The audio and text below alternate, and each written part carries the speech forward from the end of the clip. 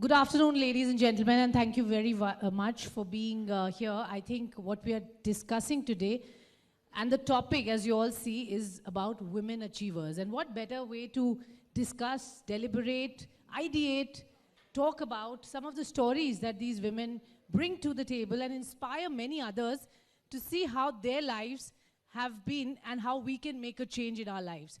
Well, the topic that we have today that we are going to discuss, I think most of us have at some point in time debated or thought about it. We are talking of, is homemaking a first step towards entrepreneurship? And with the way entrepreneurship is picking up across the country, I think this is perfect time to understand whether or not homemaking has actually contributed into making us better entrepreneurs in our lives. Well, to quickly take you through our panelists, and you all have been obviously introduced to them. Maya is here, who of course is also known as the pad woman of the country. It's a great thing that you've done by sensitizing people of something which is so important. And thank you very much for being here on the panel. Anahita Dondi, of course, congratulations on the award. And we'll hear your story too. And finally, of course, we have Dr. Amarinder Bajaj, who's the author, somebody who will share her journey too. Thank you so much, each of you. Now imagine a world which is gender equal. You know, we already have, if you take the population, we are 50-50, that's fine. But the mindset has to also change to imagine women and men as equals. I think that's the world we are talking, which is free of bias, stereotypes, discrimination. The world is diverse, equitable, and inclusive, where we discuss and actually celebrate differences in many ways, and we value each other's opinions. That's the kind of world we are talking about. Now, entrepreneurs, just some facts before I throw open this panel for the panelists. If you look at one of the study that was done by McKinsey, India can potentially add up to $700 billion to global GDP by increasing women's participation in the workforce. So clearly, we bring economic sense, and purely if you go by economics, women have to participate. Let me now start with you, ma'am, Dr. Bajaj. How will you define your journey, and whether or not you agree with us that homemaking has actually helped you become a better entrepreneur? It definitely has. I'm a gynecologist too. I'm a gynecologist and an author. I thought I'd tell you that. And the thing is that, in fact, homemaking is the cradle of entrepreneurship. By definition, an entrepreneur is a person who organizes, manages, and assumes risk of a business or an enterprise. Now, even a non-working housewife, after the honeymoon period, is allocated a certain budget, and which subconsciously she works according to the PDCA cycle that the ISO prescribes for any business, which is to, she has that budget, she plans how does she spend it on the basic household needs like groceries, bills, then her employees, savings, EMIs, and investments also. Then that is the planning part of the PDCA cycle. Then is the do. Then she implements what she has planned, keeping a strict watch over her, maintaining a strict income expenditure chart. That is the do part. Then, if a diligent housewife, she will check every week or fortnight to see whether she's living within her means or she's exceeded her budget. Then she will either curtail her expenses, maybe fire the cook and start cooking herself or something, or increase her income by home tuitions, which will be that's the seed of entrepreneurship. Dance, art classes, pickles, or lunch boxes and all that.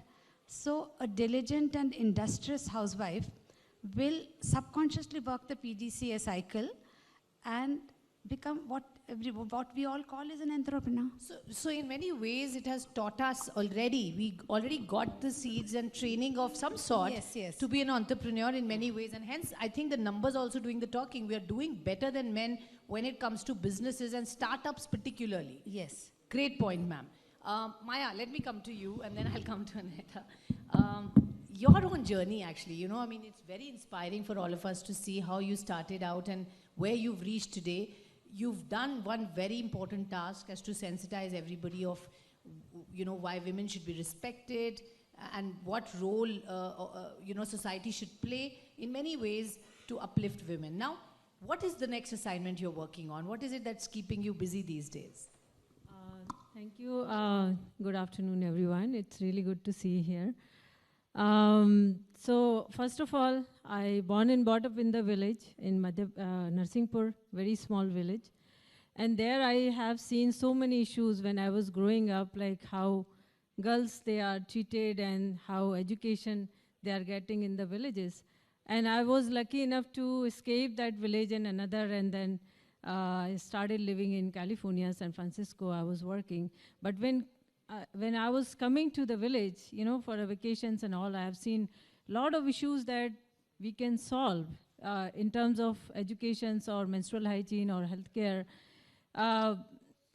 Silicon Valley, most of you know, it's a hub of the tech and billionaires people. They are living there. And when I see in our village, like simple, if girls want to go to school, she can't go because there is not a good, you can say, quality education or school because she has to escape the village. Then I thought what I can contribute in you know, nearby my village so that we can at least bring more women's. And then I started menstrual hygiene because that was the biggest topic, taboo topic. कि हम period के बारे में बात नहीं करते, ये अलग चर्चा है. उसको करते करते ये लगा कि नहीं, हमें हेल्थ केयर का भी ध्यान रखना है. और सबसे बड़ी बात कि विमेन को हम एम्प्लॉय कैसे करें. ये एंटरप्रेन्योरशिप जो हम यहाँ बात करते हैं वो बहुत कम लोग वहाँ से आके कर पाते हैं. हम जानते हैं कि घर से वो बहुत कुछ सोचते हैं, करने की कोशिश करते हैं, उनके सपने होते हैं, लेकिन कितनी महिलाओं को या कितनी बेटियों को ये अपॉर्चुनिटी मिलती है कि वो दिल्ली में यहाँ पर आकर, या यहाँ पर बैंक भी है, एक्सिस बैंक है, कि कितनी बैंक हैं जो उनको लोन दे के उनके सपनों को पूरा कर सकती. पहली बात तो उनमें उतनी शिक्षा होना भी एक बहुत उसका अभाव होता है.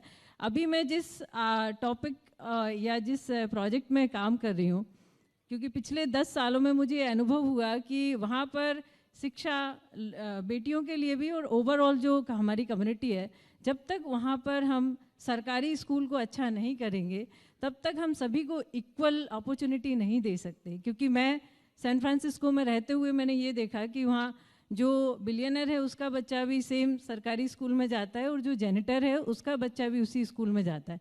Because they are investing in a good government in terms of good education, which is affordable for everyone. But हमारे भारत में अभी थोड़ा change हो गया because I went to government school and government college. Okay, so quality education आप कह रहे हैं कि that is something that one needs to focus on, work on, and actually give them equal level of education that we are talking. Absolutely, and one more thing, to bring all the women in a leadership, because I recently become a sarpanch of the village. And I brought all the women in terms of, like, you know, they have to come forward and lead that village and become a panch, which means, like, you know, यहाँ council members या पार्षद होते हैं. हमारी पंचायत में सारी महिलाएं पंच हैं और मुझे सरपंच इसलिए बनना पड़ा कि मुझे एक बहुत अच्छा स्कूल बनाना है जिससे मेरे जैसी लड़कियाँ, सारी बेटियाँ दिल्ली तक आ सके या कहीं भी पढ़ने जा सके. Amazing. That's so inspiring and very nice to know आपके thoughts on how you are approaching this, and you're constantly working towards it. I think it's inspiration for us sitting here to do and contribute in whatever way we can. And your story also looks very, very exciting and promising. Tell us about your journey first, and tell us what did it take for you to reach here. Homemaking is a skill that's kind of preps you for entrepreneurship, as Doctor was talking about. What's been your assessment? Sure. Thank you so much, and thank you for the award earlier today. I actually agree with what Doctor said, because, you know, when I was thinking about this earlier, you know, sometimes I think homemaking is just looked down upon, but our homes are actually places where we get to learn a lot. It totally depends on, your family, the background, which position are you at home. But even if women are not working and they're not financially contributing, they're still running the ship. They are the captain of their homes and they are managing everything at home. And, I saw my mother, she's been a homemaker, but she's also been a businesswoman right from the beginning, right from the time that I was born. So she had her own business from home. And even though she never stepped out and, set up a startup at that point of time, but ghar se unhone wo kaam kara tha. So I do feel that homemaking can be like a bed of ideas where you can actually work on small little things from home and contribute. So it will help you depending on your situation. But if you are in a position where you can focus on your career and take those steps and step out of your home, that totally depends on, the position that you are in your life. Okay. And for me, I had that support from my family. So right after school and college, I went and studied food and I was like, I want to be a professional chef. So, but there are homemakers who are becoming home chefs and doing very, very well. Amazing. So each person's journey is kind of different. I think support system, that's a big takeaway I'm taking from what you've just said. And I think as parents, as family, we should understand this. And I think it's increasingly getting accepted, which is a good sign. Dr. Bajaj, very quickly, a lot of people who are watching us, who are listening to us, would like to know, because you've seen the generation change also with what's happening today, and the entrepreneurship becoming very, very common, something that we're encouraging. Your bits on what would you want to say or tell an aspiring entrepreneur? What are some of the key ingredients that they should have when they set out for this journey? See, first of all, I think this COVID epidemic has given birth, sprouted actually, I think, a field of female entrepreneurship. Yes. And they were home chefs, they were supplying, in a particular society, they were supplying food to everyone, which was such a blessing for them. My own daughter-in-law runs a niche artisan bakery, and then the people over there, then they started selling clothes, they started giving home tuitions, and these dance art classes. They're still flourishing over there. And then that is the first step to entrepreneurship. And then when their skills are appreciated and when there's publicity about that, then they take the second step. And they go further. Some have got a shop in the malls, they've gone over there, and the sky is the limit. Sure, sky is the limit, and continue to do what you do. I think COVID has accelerated this. I agree with you 100%. Maya, what's your sense and what's your view on people who want to do something? What are key things that you think they should have and not get, dissuaded with the challenges that they face? I think the most important is you have to recognize the problems. Like, in your surroundings, what you can empathize and what you can find that you really want to work and you can solve that issue. For example, I'm a researcher.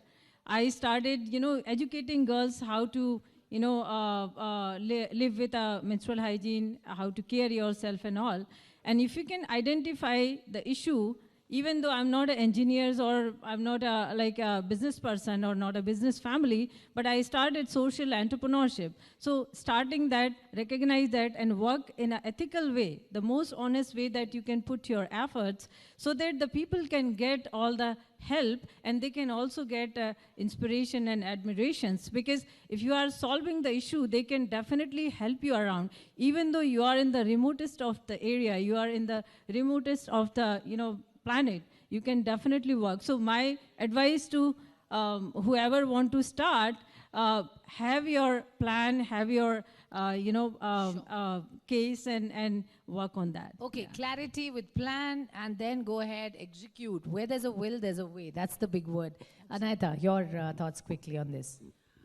So I just have two thoughts. One is koi kaam bada ya chota nahi hota hai. So I think, don't put yourself in that position where you're like, I want to prove myself. Take it step by step, because entrepreneurship is all about learning along your journey, because, you are faced with so many challenges.